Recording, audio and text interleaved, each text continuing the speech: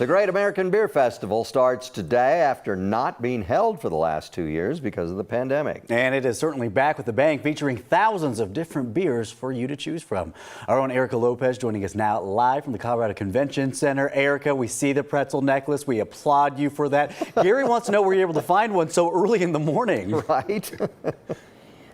Listen, I got connections, guys, all right? guess I'm ready so. to go. A little bit of coffee in here and only sipping on non-alcoholic beer. As you know, I'm playing it safe this morning. But we are with the owners of Handmap Brewing, Jennifer Brown and Chris McCleary, also known as Christmas Larry. That's a funny story. Can you tell us really quick how you got your nickname, Chris? Yeah, I actually was hanging out with a guy one day, and he thought I left a message on his answering machine and said it was Christmas Larry instead of Chris McCleary. So it's stuck, and we love it. Can we also, Jennifer, tell us Handmap, because I'm not a Michigander, so tell us how you got where your name came from. So if you ask anybody from Michigan where they're from, they pull their hand out and point to their location on their hand. So that's the hand map. I love it. So show us where you're from in Michigan.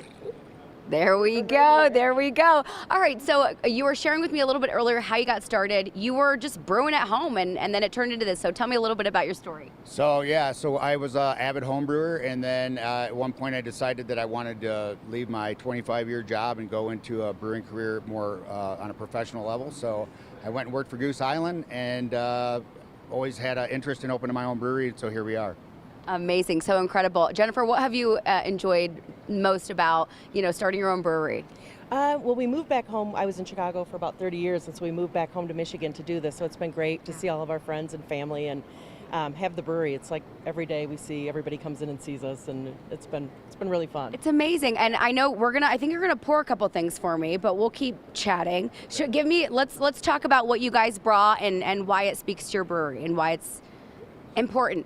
Absolutely. So we brought two really kind of like daily drinkers, the Rye Sunshine, which is our West Coast style IPA, featuring an Amarillo hop and a Citra hop. And then the Spreadsheet Blood Orange is also very popular non-hop forward beer that people like, that has a blood orange forwardness to it, so fruited wheat.